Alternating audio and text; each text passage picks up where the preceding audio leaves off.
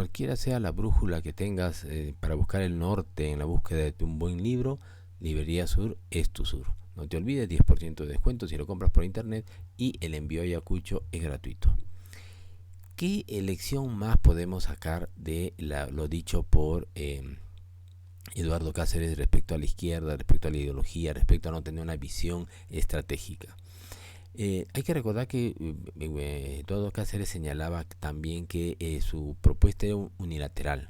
En realidad era también, como señaló, dogmática, ¿no? ¿Por qué? Porque venía el pensamiento, la idea, la ideología, que puede ser el marxismo, el leninismo, el maoísmo y todo junto, y ese pensamiento, o el mariateguismo también en algunos casos, era un pensamiento ya elaborado.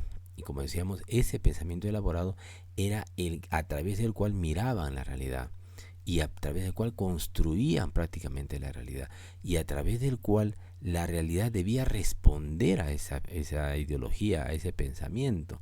Entonces, ¿qué pasaba? La realidad no es pues como el pensamiento creado en otros contextos, en otras realidades o en otros tiempos.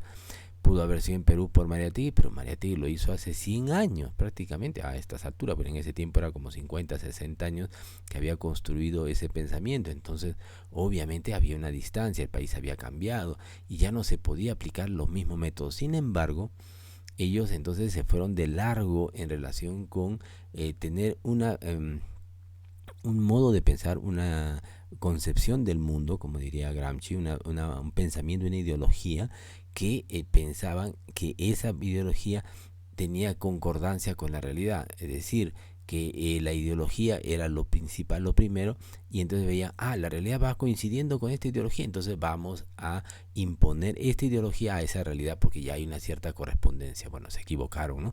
Porque la realidad se fue por otro lado y la izquierda se fue por otro lado y se estrelló, ¿no es cierto? Y prácticamente de haber subido a propósito de aprovechar toda la... Después de Velasco se generaron una serie de movilizaciones, de reivindicaciones, de derechos, y fueron conculcados luego por Morales Bermúdez y la gente reaccionó, y por eso el paro de 1977, el 19 de abril, fue el gran paro, el más exitoso en la historia peruana, y paralizó el país prácticamente, todo el país de norte a sur, de este a oeste, y obviamente eso a la izquierda pensaba que ya era una etapa revolucionaria, prerevolucionaria. Bueno, no, pues se equivocaron, porque era que la gente quería volver un poco a tener los derechos que le estaban siendo conculcados. Además, la crisis económica también se había acelerado, o también en parte porque Velasco obviamente se endeudó y generó una crisis económica, obviamente, y porque obviamente el empresariado también contribuyó a que la economía no resurgiera directamente. Hubo cierto boicot, pero ya está. Esa situación ha hecho que, digamos, la izquierda sueñe o piense que ya estaba la sociedad, empataba, las grandes masas populares empataban con su ideología. Bueno, esa ideologización, ese dogmatismo, ese sectarismo, como decía Eduardo Cáceres, unilateral.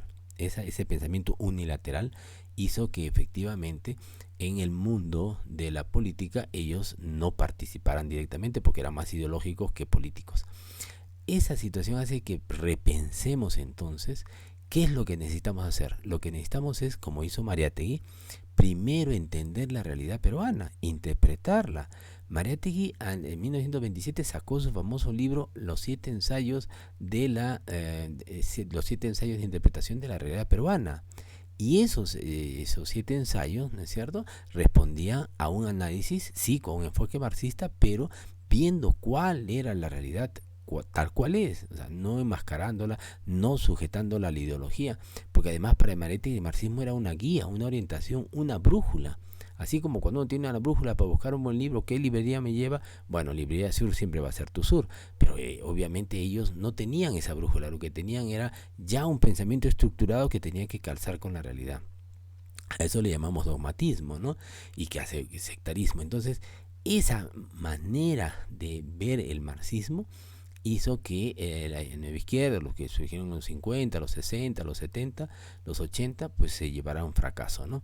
Y entonces lo que hay que aprender de esa experiencia valiosa, siempre sí es valiosa, pero que votó en contra porque no aportó realmente una producción intelectual de la izquierda. El socialismo prácticamente no tiene un camino, no tiene una ruta, como lo ha dicho muy bien Cáceres.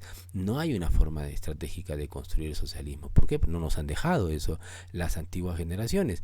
Y eso por su dogmatismo. Entonces hay que retomar lo que Mariátegui hizo. Entonces, Mariátegui sacó en 1927 su libro, entre otros libros de escena contemporánea previamente, y además hizo una relación con la sociedad de manera abierta, de manera franca, de manera diáfana, de manera igualitaria. Y además no necesitó él tener marxistas a su alrededor. Julia Codecido, José Sabogal, pintores, Martín Adán, escritor, José María Guren, poeta, no eran socialistas, no eran comunistas, menos, eran gente, creadores, artistas, sensibilidad social, etcétera, pero eran hijos de oligarcas, eran aristócratas, entonces, o eran vinculados a toda la aristocracia. Entonces, ¿de qué hablamos? José Mariátegui tuvo la apertura, la posibilidad de llegar a contener puentes con gente liberal, con gente que no era socialista, pero que sí tenía una sensibilidad social y sí tenía un arte, una creatividad, una novedad que aportar. Y era esa realidad con la que hay que dialogar y no con esquemas mentales o con gente que solamente se vive consigo mismo, ¿no? La realidad es la realidad y a esa hay que ceñirnos.